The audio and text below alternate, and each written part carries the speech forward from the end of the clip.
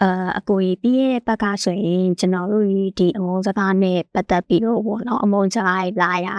ရတယ်ပြီးတော့သူတို့ကဘာအကြောင်းရင်းတွေကြောင့်ပို့ပြီးတော့ပြန်လှန်လာတာလဲဘယ်လိုအချိန်တွေမှာသူတို့ကပို့ပြီးတော့ပြုံးစော်မှုမြင်နေပေါ့နော်ဆိုတော့အဲ့ဒီအကြောင်းအရာနဲ့ပတ်သက်ပြီးတော့ဆွေးနွေးခဲ့ပေါ့နော်ဒီတစ်ပတ်မှာတော့ကျွန်တော်တို့ဒီဆွေးနွေးခြင်းတဲ့အကြောင်းအရာလေးကဒီအမုန်းစကားတွေကသူတို့ချီပဲလာတာမဟုတ်တော့မဟုတ်ဘူးပေါ့နော်သူတို့နဲ့ဒီအမြင်နဲ့ရောရှက်နေတဲ့သူတို့လူတွေထားတဲ့ပြန်နှံမှုပို့ပြီးတော့ထိုးဝင်စိမ့်ဖောင်းနေမှာပေါ့အတွက်ပေါ့နော်ဘယ်လိုမျိုးတွေရှိတယ်လဲဆိုတဲ့ကိစ္စတွေနဲ့ဘယ်လိုအင်္ဂါရက်တွေနဲ့ပေါင်းစပ်ပြီးတော့ဖြစ်တယ်လဲဆိုတာနဲ့ပတ်သက်ပြီးတော့ဆွေးနွေးမှာပေါ့နော်ဆိုတော့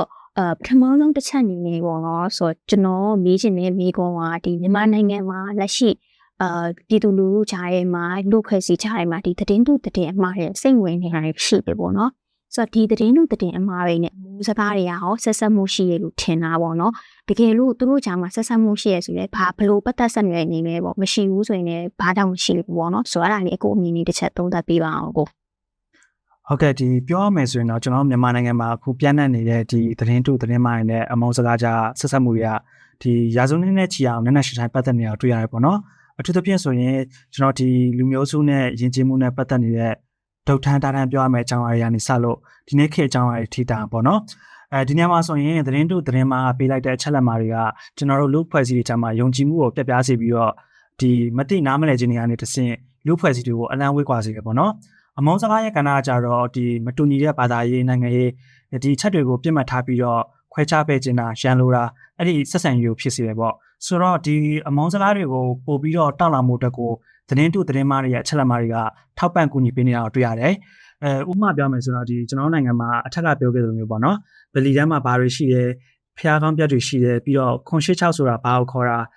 အဲ့ဒီလိုမျိုးဒီသတင်းချက်လက်မားတွေကနေမတူညီတဲ့ဘာသာဝင်တွေကြားမှာသွေးထိုးလုံးဆော်တာရှိရပေါ့နော်ကျွန်တော်အတိတယောက်နေတဲ့မြို့မှာဆိုရင်အညာဘက်မှာပေါ့သူတို့မြို့မှာဆိုရင်ဒီဗုဒ္ဓဘာသာဝင်မဟုတ်တဲ့အခြားဘာသာဝင်တွေမရှိဘူးတခြားဘာသာရေးအဆောင်တွေမရှိဘူးဒါပေမဲ့ခုနကပြောခဲ့သလိုမျိုးစက်ကြောင်းတွေကသူတို့စီမှာပြန့်နှံ့နေတာဆယ်စုနှစ်ချီနေပေါ့နော်အဲ့ဒီဒေသမှာနေတဲ့သူတွေကိုယ်တိုင်ကဒီစက်ကြောင်းတွေကိုရုံကြည်ပြောနေကြတယ်ဘသူကရောဗလီတဲ့ကိုရောက်ဖို့လဲဆိုရင်ဘယ်သူမှမရောက်ဘူးကြအောင်အဲ့တော့လေးလာဖို့ကလည်းအလန့်ဝေးတယ်ပေါ့နော်ဆိုတော့ဆောနာကပြောခဲ့သလိုမျိုးဒီအချက်လက်မားတွေကနေတဆင့်လူတွေကိုတယောက်နဲ့တယောက်ဝေးကွာစေပြီးတော့နားမလဲတာတွေမသိတာတွေကိုဖြစ်စေတယ်အဲ့ဒီကနေတဆင့်ဒီကိုယ့်ဘာသာသဒ္ဒနာကိုကာဝယ်ရမယ်ဆိုတဲ့အကြောက်တရားတွေကိုဖန်တီးပြီးတော့အမုန်းစကားတွေအမုန်းတရားတွေကဆင်ကဲကြီးထွားလာတာကိုမြင်တွေ့ရတယ်ပေါ့နော်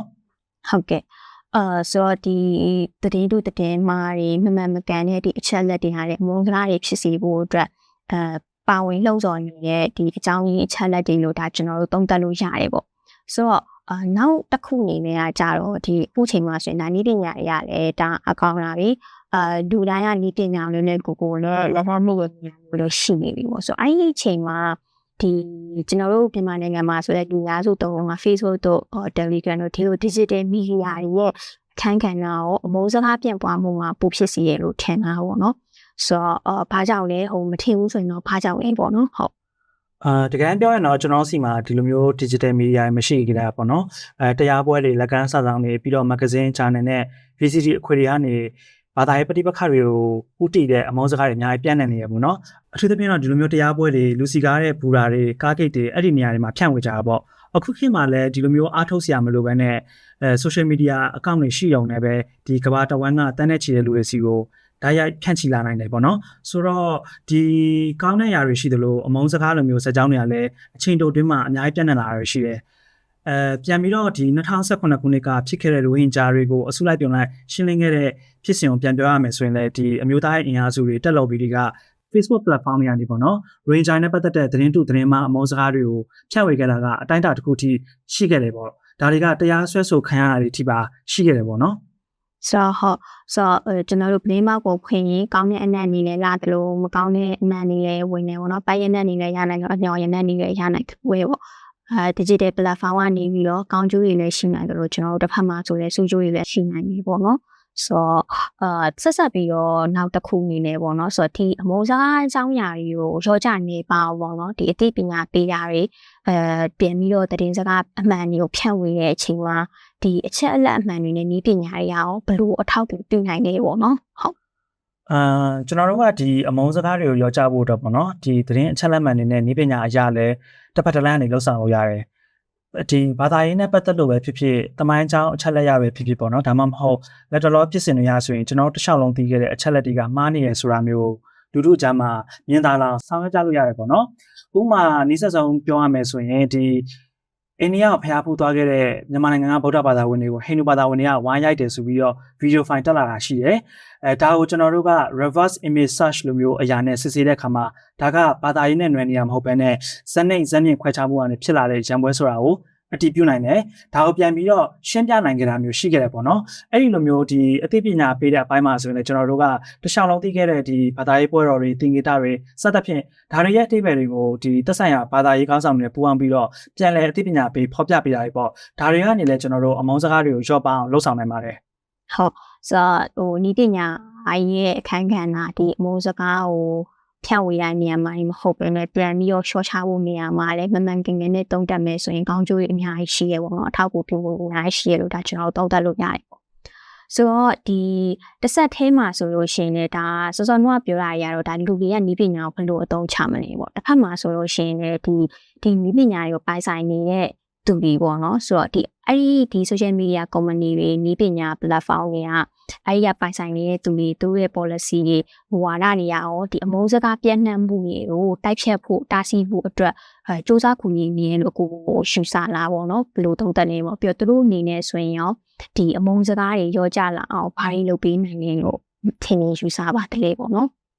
ဒီလက်ရှိမှာတော့ social media company အသီးသီးကသတင်းတို့သတင်းမိုင်းနဲ့ဒီအမုန်းစကားတွေကိုပေါ့သူတို့သတ်မှတ်ထားတဲ့အဓိပ္ပာယ်ဖွင့်ဆိုချက်တွေနဲ့အရေးယူတာရှိတယ်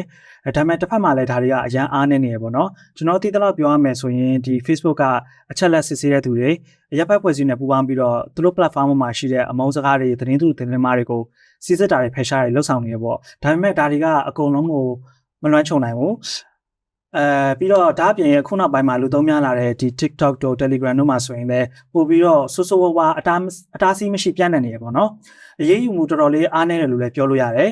ဒီသူတို့ကိုကူညီနိုင်တဲ့အတိုင်းအတာကတော့အဓိကအဖြစ်ကုမ္ပဏီတွေကိုယ်တိုင်ကဒီအချက်လက်စစ်ဆေးတဲ့သူတွေအမုန်းစကားကကွယ်ဆောင်ကြည့်တဲ့သူတွေနဲ့အနိကပူပေါင်းလှုပ်ဆောင်တင်ပြီးတော့ဒီလွတ်လပ်စွာထုတ်ဖော်ခွင့်ကိုမထိခိုက်စေမဲ့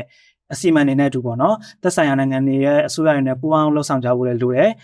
ဒါတွေပြင် Facebook မှာဆိုရင်လည်းသူတို့ကိုယ်တိုင်ကအချက်လက်စစ်ဆေးတရုပ်ဖော်ပုံစာတိုတွေကိုဒီ user တွေစီကိုဖြန့်ဝေလေးရှိတယ်ပေါ့နော်ဒါတွေကကြိုးဆိုရမယ့်လှုပ်ဆောင်မှုတွေဖြစ်တယ်ဒါပေမဲ့ဒီထက်ပိုပြီးတော့စူးစမ်းနိုင်မယ်ဆိုရင်တော့ပိုပြီးတော့ထိရောက်မှုရှိနိုင်မယ်လို့ကျွန်တော်မြင်မိရပေါ့နော်ဟုတ်ကဲ့ပါကိုကြီးဆိုတော့ကျွန်တော်တို့ဒီတစ်ပတ်မှာတော့ဒီကျွန်တော်တို့ပတ်ဝန်းကျင်မှာပြန့်နှံ့နေတဲ့သတင်းတုသတင်းအမှားတွေကအမုန်းစကားတွေနဲ့ဘယ်လိုဆက်သွယ်မှုရှိသလဲဆိုတာကိုကျွန်တော်တို့ဆွေးနွေးခဲ့ကြပါတယ်ဒီကျွန်တော်တို့ရဲ့လူမှုပတ်ဝန်းကျင်မှာပဲဖြစ်ဖြစ်နေ့စဉ်သုံးပြုနေတဲ့ social media ပေါ်မှာပဲဖြစ်တွေ့ထိမြင်တွေ့နေရတဲ့ဒီသတင်းအချက်အလက်အမှားတွေကအမုန်းစကားတွေပြန်ပွားမှုမှာဘယ်လိုမျိုးပတ်သက်မှုရှိနေလဲဘယ်လိုအကျိုးသက်ရောက်မှုရှိနေတယ်လဲဆိုတာကိုကျွန်တော်တို့ဆွေးနွေးခဲ့ကြတယ်တစ်ဖက်မှာလည်းဒီအမှားရတဲ့အချက်အလက်တွေကိုကျွန်တော်တို့ဤပညာရဲ့ကဏ္ဍယူပြီးတော့ဤပညာရဲ့အကူအညီယူပြီးတော့ပေါ့နော်ဘယ်လိုမျိုးစီစစ်ကြမလဲတုံးသက်ကြမလဲပြန်ပြီးတိုက်ခတ်ကြမလဲဆိုတာကိုလည်းကျွန်တော်တို့ဆွေးနွေးခဲ့ကြပါတယ်ဆိုတော့ဒီတစ်ပတ်အတွက်ကျွန်တော်တို့ဆွေးနွေးမှုလေးကိုဒီမှာခိတရနာထားပါမယ်အခုလိုပါဝင်ဆွေးနွေးပြီးတဲ့အတွက်လည်းကျွန်တော်တို့ကိုအများကြီးကျေးဇူးတင်ပါတယ် Speed Matter ရဲ့ပရိသတ်တွေကရောအခုမေးခဲ့တဲ့မေးခွန်းတွေနဲ့ပတ်သက်ပြီးဘယ်လိုထင်ပါသလဲ